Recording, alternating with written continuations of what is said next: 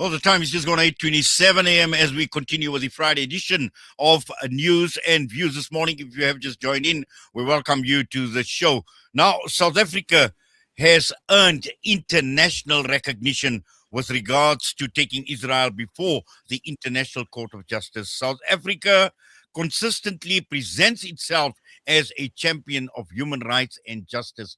But is this really the case? Is there another side of South Africa? Are we seeing, a hypocritical approach? Are we seeing inconsistencies as far as South Africa, its policies, and in dealing specifically with Israel goes? Because the latest, the accusation of double standards over the Israel energy deal. We're joined now by EFF MP Carl Niehaus.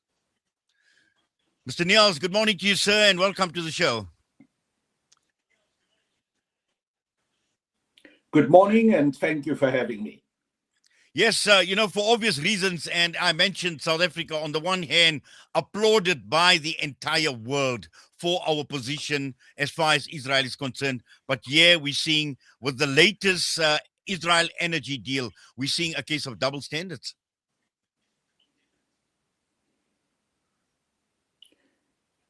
Well, I'm not sure if you can hear me. There seemed to be a bit of a connectivity problem. You're quite right to say that South Africa should be lauded for the case in front of the International Court of Justice, which has brought into the international community and into the highest court in the world the issue of genocide in Gaza and Israel committing genocide. This was a critically important action taken by South Africa, and an action that reflects the usual position that South Africa holds as a country that cares about human rights and that protects the weak and those who are oppressed and those who suffer under oppression, as the people in Gaza certainly do. What I'm concerned about, and many South Africans and people throughout the world are concerned about, is that the fact that there are inconsistencies in the manner in which South Africa handles the situation. On the one hand, there's the excellent International Court of Justice case proving that apartheid Zionist Israel is indeed committing genocide in Gaza. But on the other hand, President Cyril Ramaphosa has not been prepared to sever diplomatic ties with Zionist Israel, despite the fact that our own National Assembly had taken a majority decision in 2023 that all diplomatic ties should be severed. Similarly, South Africa is also dealing with the issue of economic and financial sanctions against Israel. These should have been reduced, and all economic ties with Israel should have been severed. It is in that context that I raised in the last couple of days a very disconcerting development where Navitas Petroleum LP, which is an Israeli oil and gas firm, is poised to take operatorship of Block 1CBK in the Orange Basin just off our South Africa's west coast. Now, through Navitas Petroleum Africa Limited, it is seeking a 37.5% participating interest in operatorship from Echo Atlantic Oil and Gas Limited, with Echo Atlantic and Orange Basin Energies holding the balance.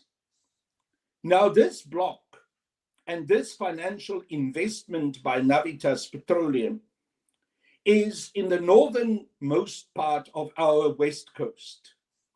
It extends about 250 kilometers along the Namibia border, and significantly, it covers approximately 19,907 square kilometers of our own South African sovereign seabed. This is unacceptable, because what we see here is a major investment by an Israeli petroleum company, and that petroleum and also the profits that are made from it and the taxes that will eventually also be paid to Zionist Israel will help to sustain the Zionist state and thus also help to sustain the situation in Gaza and the fact that the genocide in Gaza will continue. This is inconsistent and it is hypocritical of the South African government to allow such a transaction to go through. And all of us in South Africa are concerned about human rights and are concerned that South Africa should take the right positions and continue to support the people of Palestine, should in a fundamental way oppose this deal and insist that it should not go through. Mr. Niehaus, just looking at it from a legal perspective and questioning the fact that how much legal scrutiny is this deal with this petroleum company from Israel? How much transparency is there? Because we are seeing, huge, you spoke about consistency as well in terms from a policy perspective as well. And also at the same time, looking at it from a diplomatic perspective as well, where, we see diplomacy on the one side, but on the other side, we are looking at economic benefit. Well, any economic benefit to be derived from this deal with Navitas Petroleum should be rejected because it is economic benefit coming from a state that is committing genocide and economic benefit that supports that state to be able to continue to carry out genocide. If you talk about transparency, there's very little transparency about this deal. Most of the information had come to us through whistleblowers, and we need to demand from the South African government, especially the Department of Trade and Industry, Mr. Parks Tau, to explain to us how it is possible that such a deal is under consideration and to explain to us whether there had already been irrevocable commitments made to proceed with this deal. It certainly should not be allowed to go through. In fact, in the context of economic relations with Zionist Israel, we should get rid of the rest of the economic ties that there are between South Africa and South African companies and Israel. Among those, the huge amounts of coal that continue to be exported from South Africa to Zionist Israel, which help to sustain the Israeli economy and the military war machine that is being deployed against innocent women and children, vulnerable people in Gaza. So this specific deal should be called off immediately, no matter at what level it is at this stage. And beyond that, we must ensure that there's a comprehensive and total economic and financial boycott against Zionist Israel, which must bring an immediate end also to the coal trade between South Africa and Zionist Israel. Well, certainly, Mr. Niehaus, but I'm glad you actually mentioned the whole issue surrounding Glencore and the coal as well. But yeah, with Navitas as well. Again, it's proven that this transaction or the proposed transaction represents more than just an investment decision. It is about powering a Zionist entity, but also at the same time, putting South Africa to the test. Put your money where your mouth is. Walk the talk in terms of what you are telling and the message that you are conveying to the entire world as far as your stance and your position as far as Israel is concerned. But again, we see this not only with Glencore, we see it now with Navitas. We've seen it over and over again in terms of even prosecuting those that have been serving in the Israeli Defense Force. You're absolutely right. And there are certain soldiers of the Israeli Defense Force. I saw recently that one of those soldiers is also in charge of the Israeli Defense Force TikTok account and communications in the IDF, regularly visit South Africa on holidays. We've raised these issues. We've given the names of these Israeli soldiers who come to South Africa, and some of them who, strangely enough, have a dual citizenship between Israel and South Africa. And you know very well that it is totally illegal for a South African citizen to serve in the defense force of another country, and especially to serve in the defense force of a genocidal state such as Zionist Israel.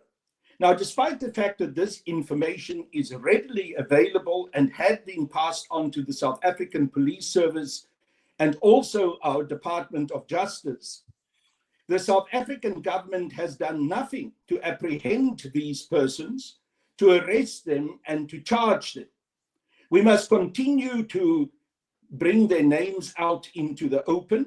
We must continue to make sure that we call on the South African government to take action against them, similarly to the way in which we must continue to insist that this Navitas deal must be stopped in its tracks right now, should not go ahead. We must insist on the Glencore matter with coal that should immediately be seized, and that immediately there must be no coal exports from South Africa to Zionist Israel. And we must insist on all financial and economic ties being cut forthwith with Zionist Israel. Now, all of this, yes, we as members of parliament, I as a member of parliament for the economic freedom fighters, have a responsibility to raise these issues. But the general public in South Africa, the people of South Africa, whose government is committing these inconsistencies, on the one hand taking excellent action at the ICJ, on the other hand hypocritically allowing financial deals to go through, such as the Navitas petroleum deal, continuing with coal exports to Zionist Israel. The public in South Africa, and also civil society and non-governmental organizations, together with progressive members of parliament of the economic freedom fighters and progressive parties in parliament, must all join together and make sure that even when this government wants to play double games, wants to talk from both sides of its mouth, that we hold them accountable and force them to break off all economic and diplomatic ties with Zionist Israel. Mr. Niehaus, just finally, we are in an election year, and although we're talking about local government elections, the whole question surrounding political parties and their stance and their position as far as Zionist Israel will come under the radar. It is coming under scrutiny, whether we're talking about the DA and its alignment and many of the other parties to the right that are aligned to and funded by the Zionist entity. And again, we see it from certain quarters, the justification for voting for the ANC because of its stance on Palestine. But when we see these inconsistencies that are playing out, and this is the message that sometimes goes through, but it doesn't appear to resonate with people, where we look at it very, very simplistically, that South Africa has taken Israel to the ICJ and the ICC, forgetting that these gaps, these inconsistencies are still playing out. Should that be a major issue also on the part of voters in terms of considering voting for a party like the ANC? Of course. Voters must insist that political parties must be consistent in terms of their moral and political positions. Must also insist that political parties must be consistent on how they project themselves in the international community.